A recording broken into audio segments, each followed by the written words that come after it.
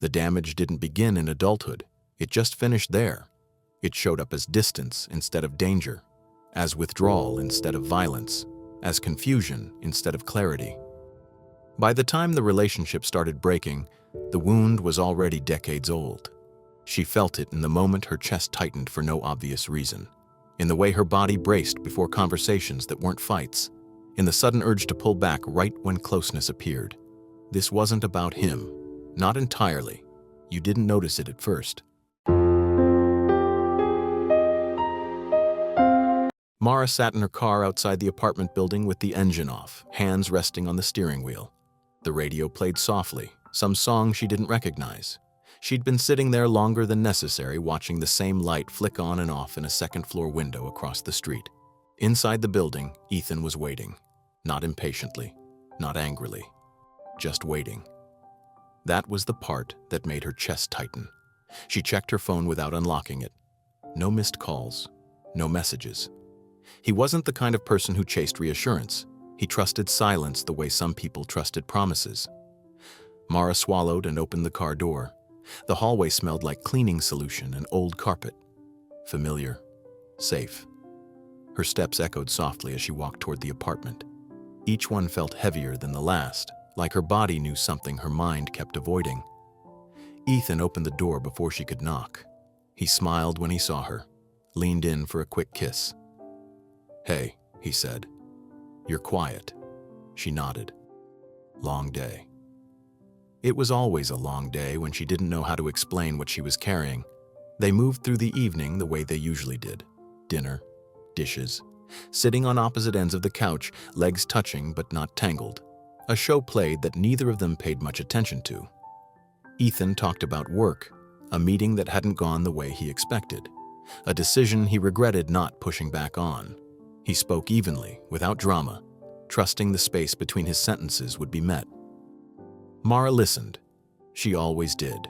Her body stayed alert the entire time, shoulders tight, breath shallow. Not because of anything he said, but because attention, real attention, still felt like pressure. She'd learned that early. As a child, being noticed had rarely meant safety. It meant expectation. It meant unpredictability. It meant being scanned for performance, not understood. She hadn't known how to name that then. She just knew how to adapt. "You okay?" Ethan asked when he finished. The question was gentle, open. Mara felt the familiar surge rise in her chest, the instinct to minimize, to deflect, to keep things smooth. "Yeah," she said quickly. "Just tired." Ethan nodded. Didn't push, didn't pry. He trusted her words. That trust felt heavier than suspicion ever had. Later, as they got ready for bed, Ethan reached for her without urgency. His hand rested on her back, warm, steady. Mara froze for half a second before forcing herself to relax. He noticed, pretended not to. That hurt more than if he'd commented on it. Lying in the dark, she stared at the ceiling, heart still moving too fast. Her mind replayed the moment, searching for danger that hadn't actually been there. Why does this feel unsafe? She wondered. Nothing was wrong. That was the problem. Ethan was consistent, kind, emotionally available. He didn't disappear. He didn't explode. He didn't punish silence. And yet, the closer he got, the more something inside her pulled away. You told yourself this was normal. The next day at work, Mara was decisive, confident, direct. She led meetings, set boundaries, gave feedback without apology. People listened. She felt capable there, grounded. It was only in intimacy that she felt unsteady, childlike, braced. On her lunch break, she caught her reflection in the bathroom mirror. Her expression looked composed, controlled. She wondered how long she'd been confusing control with safety. That evening, Ethan suggested they talk about moving in together, not as a demand, just an idea, something he'd been thinking about. Mara's body reacted before her mind could respond. Her chest tightened, her stomach dropped, her thoughts scattered. "Oh," she said. "I don't know."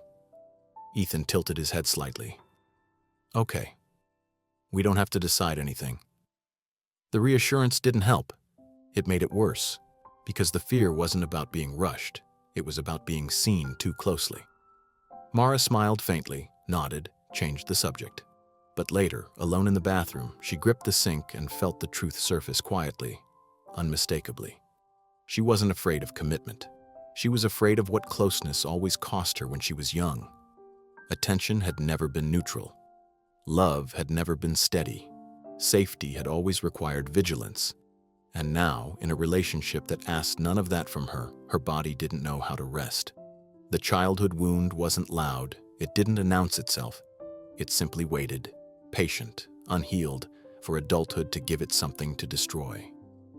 Mara turned off the light and stood there in the dark, aware that whatever was unraveling between her and Ethan hadn't started with them at all, and feeling, for the first time, how deep the roots of that damage really went. The tension didn't come from conflict, it came from proximity. The closer Ethan moved toward her life, the louder Mara's body reacted. Not with panic, with resistance. A quiet tightening that showed up before she had words for it. She began to delay things unconsciously. She answered messages a little later than usual, took longer routes home, filled her evenings with errands that didn't need to be done. None of it was intentional.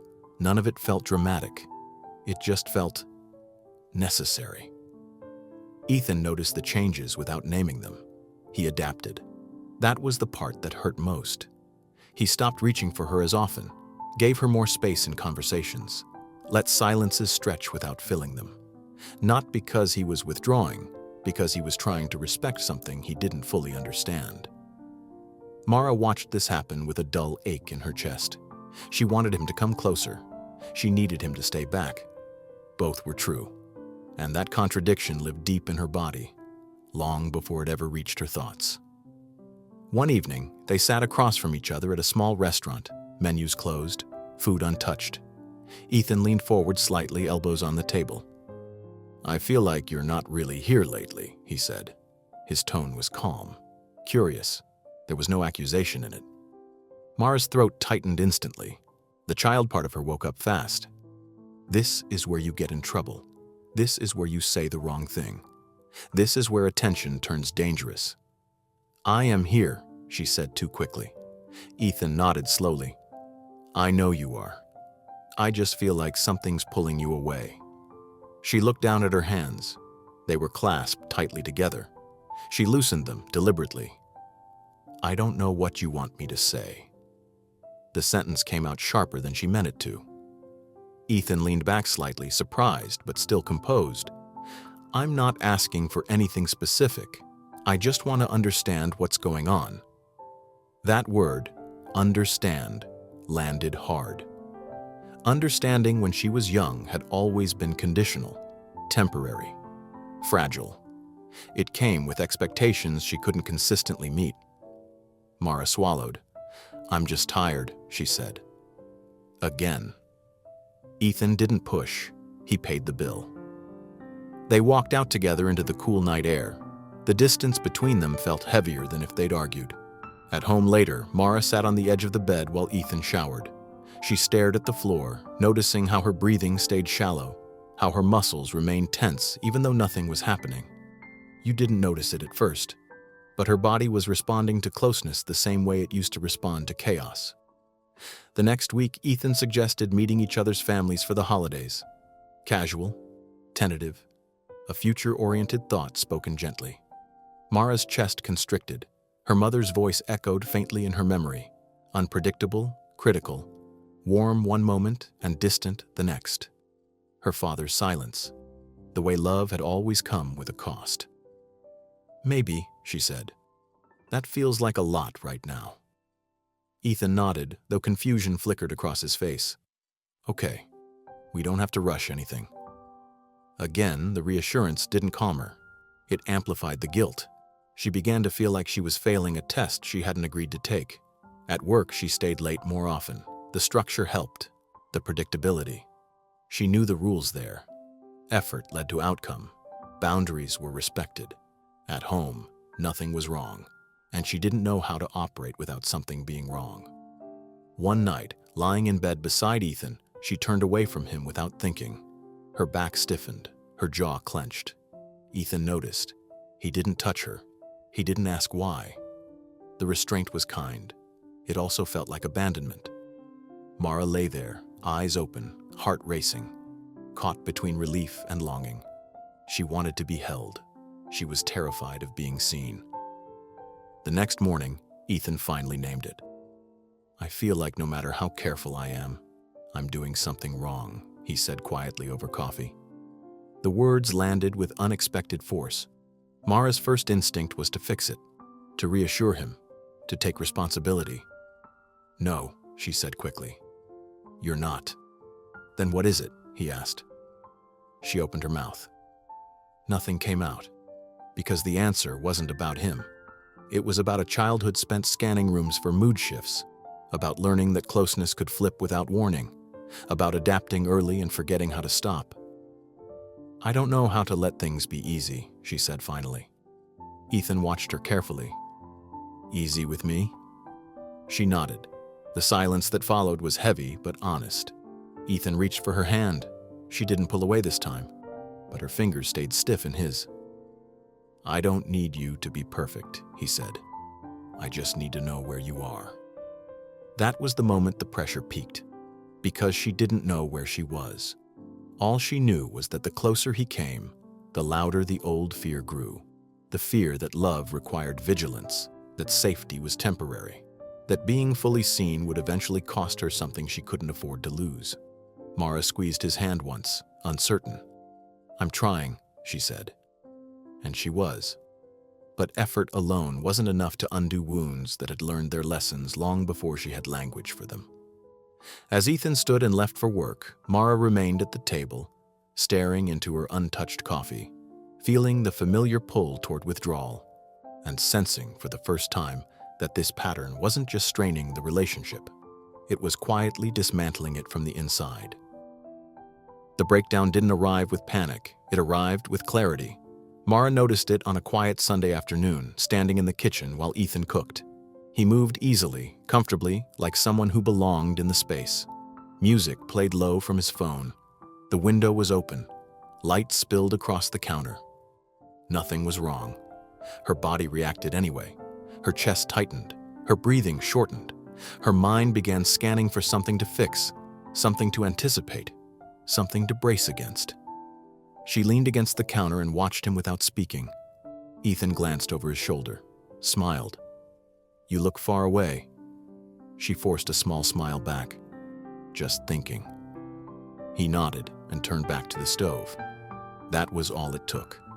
The realization landed with quiet force. Even in calm, her nervous system was preparing for impact. That night, lying beside him, Mara felt the urge to pull away rise again. Not because she didn't want him close, because closeness had always meant responsibility. It meant monitoring, managing, anticipating the shift before it happened. As a child, she'd learned to read rooms before entering them, to listen for footsteps, to measure tone, to adjust her own presence to avoid becoming a problem. She had survived by staying alert. Now, her body didn't know how to turn that off.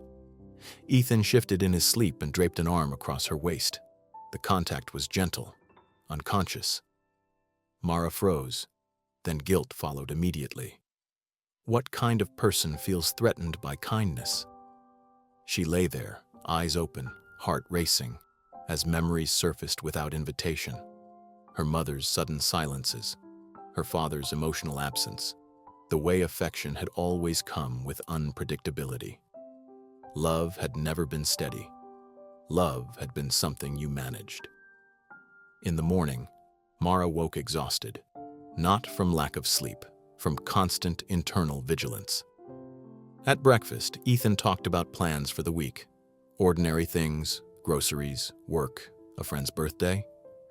Mara nodded, agreed, added nothing. Finally, Ethan stopped mid-sentence. "Can I ask you something?" he said. Her stomach dropped. "Here it is." "Are you pulling away because of me?" he asked, "or because something else is going on?" The question was direct, calm, no edge to it. Her body reacted as if she were being accused.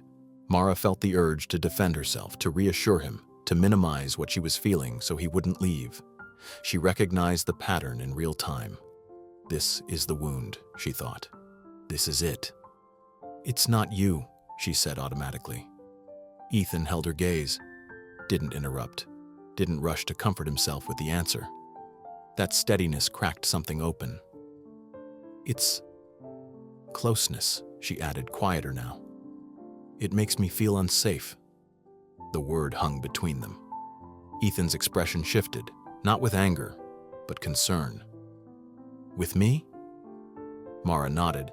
Saying it out loud felt like stepping off a ledge. I don't trust calm, she continued. When things are good, I start waiting for them to turn. I don't know how to relax without feeling like I'm missing something. Ethan sat back slightly, absorbing it. I'm not afraid of commitment, she said, her voice shaking. I'm afraid of what happens after someone gets close enough to see everything. The silence that followed was heavy, dense, unavoidable. Ethan spoke carefully. I don't want you to feel like you have to be on guard with me. I know, Mara said, but knowing doesn't stop my body from reacting. That was the truth at the center of everything. She wasn't sabotaging the relationship because she didn't care. She was doing it because care had always been dangerous. Ethan reached for her hand again. She let him. This time, she noticed how her muscles resisted before slowly easing. I can be patient, he said, but I can't compete with something I don't understand. The words weren't a threat. They were a boundary. Mara felt something fracture inside her then. Not because he was wrong, because he was right. Her childhood wound had given her one rule: stay alert, stay controlled, stay safe. But that rule was destroying the very thing she wanted. Later that evening, Mara sat alone on the couch while Ethan took a walk to clear his head. The apartment felt too quiet, exposed. Her thoughts sharpened. If she stayed without changing, she would keep pulling away until he felt unwanted. If she left, she would confirm her deepest belief that closeness always ends. There was no option without pain. She thought about how often she'd mistaken self-protection for truth, how often she'd trusted fear over evidence, how deeply ingrained the pattern was. This wasn't about Ethan. This was about a nervous system shaped in an environment where love had never been safe enough to rest inside. When Ethan returned, he didn't speak right away. He sat beside her, close but not touching. I don't want to lose you, he said finally. But I also can't keep guessing what you need. Mara nodded slowly. I don't want to lose you either, she said. But I don't know how to stay without destroying this. The honesty stripped the room bare. There was no villain here, no betrayal, just an old wound colliding with a healthy relationship. Ethan exhaled. Then we need help. The suggestion hit her like a wave. Help meant exposure. It meant slowing down instead of pulling away. It meant staying present when everything in her wanted to escape. I don't know if I can do this, she said quietly. Ethan looked at her. You don't have to do it alone. The offer was real. So was the fear. That night, they slept on opposite sides of the bed, not out of anger, but necessity. Space to breathe, space to feel. Mara stared into the darkness, her chest aching with the weight of what she now understood. Her adult relationships weren't failing because she chose the wrong people. They were failing because her childhood had taught her that closeness was a threat, calm was temporary, and safety required constant vigilance. The wound wasn't dramatic, it was invisible. And unless she faced it, it would keep doing what it had always done, pushing away love the moment it stopped feeling familiar. Mara turned onto her side, eyes open, heart heavy, aware that she was standing at the darkest point of the story now. Not the loss of a relationship, but the moment she could no longer deny what was actually destroying it. The decision didn't come as certainty. It came as willingness, not to fix everything, not to suddenly feel safe, just to stop running before anything had actually happened. Mara woke before dawn, her body already alert, already scanning. The room was still. Ethan slept on his side, facing away, one arm bent beneath the pillow. The distance between them was deliberate but not hostile. A pause, not a punishment. She lay there, listening to his breathing, noticing how her own never fully slowed. This was the cost of vigilance. Rest always felt conditional. She sat up quietly and went into the kitchen, wrapping herself in a sweater she found on the back of a chair. The light above the sink flicked on, harsh in the early hour. She poured water into a glass and drank it slowly, grounding herself in the sensation. Cold, solid, present. For the first time, she didn't ask herself whether this relationship would last. She asked whether she was willing to stay conscious inside it. When Ethan woke later, she was still at the table, hands folded loosely in front of her. He paused when he saw her there, uncertain. "Morning," he said carefully. "Morning." There was no tension in her voice, no reassurance either. They sat together in silence for a few minutes, the kind of silence that didn't need to be managed. "I thought about what you said," Mara said finally. "About help." Ethan looked at her fully now, attentive, still. "I don't know how to make my body trust what my mind already knows," she continued. "But I don't want to keep punishing us for something that isn't happening." Ethan nodded slowly. "I'm not asking you to be different overnight." "I know," she said. "I'm asking myself to stay when everything in me wants to leave." That was the truest thing she'd said so far. They didn't make plans. They didn't outline steps. They simply agreed to pause the automatic reactions, to notice instead of flee, to name fear without obeying it. It wasn't romantic. It wasn't hopeful. It was honest. Over the following weeks, Mara noticed how often her impulse to withdraw appeared, in small moments: a delayed text, a gentle touch, a calm conversation with no hidden edge. Each time she felt the familiar tightening, the urge to pull back before something could be taken from her. And each time she named it silently. This is old. This is not now. Sometimes she still pulled away. Sometimes she didn't. Healing wasn't linear. It was repetitive. One evening, when Ethan reached for her hand on the couch, she let it happen without forcing herself to relax. Her fingers stayed stiff at first, then slowly softened on their own. She didn't apologize for the delay. That mattered. Another night she told him when she felt overwhelmed instead of disappearing into quiet. The words felt clumsy, incomplete, but they existed. Ethan listened without fixing. That mattered too. Mara began to understand something crucial. Her childhood wound wasn't asking to be erased. It was asking to be acknowledged without being put in charge. She didn't need to relive the past. She needed to stop letting it dictate the present. Some days were heavy. On those days, she felt the old belief surface, that closeness was dangerous, that calm was temporary, that safety had to be earned through vigilance. On other days, she noticed moments of rest, brief, fragile, real. Those moments scared her more than pain ever had. But she stayed, not because she was suddenly healed, because she was no longer pretending the wound wasn't there. Right now, our story ends emotionally with Mara walking away, carrying the weight of everything that just happened. But the truth is, what unfolded on the surface was only half the story. Mara learned early that attention came with risk. As a child, being noticed meant unpredictability. Her nervous system adapted by staying alert. That vigilance kept her safe then. It sabotaged intimacy later. Her adult fear was not of love, but of calm. Calm had never lasted in her childhood. So her body treated stability as a warning sign, not a refuge. She confused self-protection with intuition. The urge to withdraw felt true because it was familiar. Familiarity was mistaken for safety. Ethan did not trigger the wound. He exposed it. Healthy closeness removed the chaos she knew how to manage. Without chaos, the wound had nowhere to hide. Healing required staying present through discomfort, not eliminating it. Her nervous system had to learn a new rule. Connection does not always lead to harm. And if this story felt familiar in ways you didn't expect, you're not alone here. If you want more stories that help you understand yourself, your patterns, and the people you loved, you're welcome to stay by subscribing to the channel. If something resonated, you can leave a like or share your thoughts below. Not for numbers, but because sometimes saying it out loud helps it settle. This space exists for reflection, not judgment.